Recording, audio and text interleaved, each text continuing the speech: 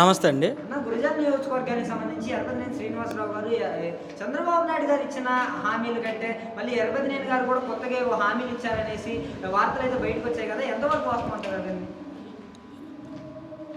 ఇప్పుడు చంద్రబాబు గారు మేనిఫెస్టోలో సూపర్ 6 అనే పెట్టారు, అది రాష్ట్ర వ్యాప్తంగా. అలాగే మా ఎర్రపతినేని గారు కూడా గురజాల సూపర్ 6 అని ప్రోగ్రామ్ స్టార్ట్ చేశారు. ముఖ్యంగా 5 సంవత్సరాలకి 1 సిలిండర్ ఇస్తామని చెప్పారు. చంద్రబాబు గారు 3 సిలిండర్లు ఇస్తున్నారు. అలా మా ఎర్రపతినేని గారు 5 ఇయర్స్లో 1 సిలిండర్ ఇస్తామన్నారు. దానికి తోడు యువతకి ఉపాధి అవకాశాలు కల్పిస్తూ ఉన్నారు, మినీ సెజ్జులు ఏర్పాటు చేసి. అలాగే హజ్ వెళ్ళే వాళ్ళకి ₹1,00,000 వరకు సబ్సిడీ ఇస్తూ ఉన్నారు. అలాగే మన క్రిస్టియన్స్ కూడా వాళ్ళకి సబ్సిడీ ఇస్తూ ఉన్నారు. అలా గురజాల, ముఖ్యంగా గురజాలని జిల్లా కేంద్రంగా చేస్తా అని హామీ ఇచ్చిన ఏకైక నాయకుడు మా ఎర్రపతినేని గారు. గురజాల మండల కేంద్రంగా జిల్లాని ఏర్పాటు చేస్తామని ఈ గురజాల సూపర్ 6 అనే ప్రోగ్రామ్ని రిలీజ్ చేశారు. అంటే ఎర్రపతినేని గారు ఇన్ని హామీలు ఇచ్చుకుంటూ వెళ్ళిపోతున్నారు, ఒకవేళ అధికారంలోకి వచ్చిన తర్వాత ఇవన్నీ నిలబెట్టుకుంటారంటారు? తప్పకుండా అండి. ఆయన భవిష్యత్తులో చెప్పినవి చాలా చేశారు. గురజాలకి ఒక కలెక్టరేట్కి ఉండాల్సిన హంగులతో ఆర్డీఓ భవనం ఏర్పాటు చేయగలిగారు గురజాలలో. అలాగే సెంట్రల్ లైటింగ్ని ఏర్పాటు చేయడం ఆయన హయాంలో జరిగింది. అలాగే తర్వాత ఐసిడిఎస్ భవనం కట్టించారు.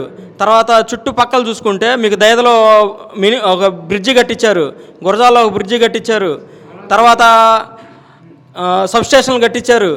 ముఖ్యంగా పుష్కర్ ఘాట్లు మీరు చూడండి, గతంలో ఎలా ఉండేవి. ఒక పుష్కర్ ఘాట్లు అంతకుముందు కూడా నిర్వహించారు కాంగ్రెస్ గవర్నమెంట్లో, ఎలా ఉండేవి అందరికీ తెలిసిందే.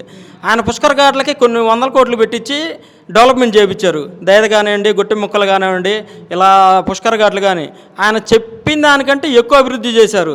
దానికి 7వ బరిలో దిగబోతున్నారు. మరి 7వ అంటే మామూలు విషయం అయితే కాదు. ప్రజలు ఆదరించి అసలు గెలిపిస్తారంటారా ఎర్రపతినేని గారు?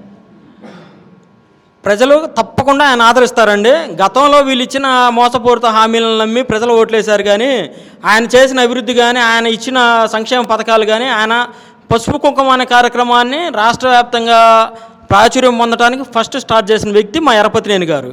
తర్వాత వృద్ధులకి వాళ్ళకి సన్మానం చేశారు. తర్వాత మన గర్భిణులకి శ్రీమంతం కార్యక్రమం చేశారు. ఏ కార్యక్రమం చేసినా ఆయన వినూత్నంగా స్టార్ట్ చేసేవాళ్ళు. కొన్ని వేల మందికి అన్నదానం చేసేవాళ్ళు.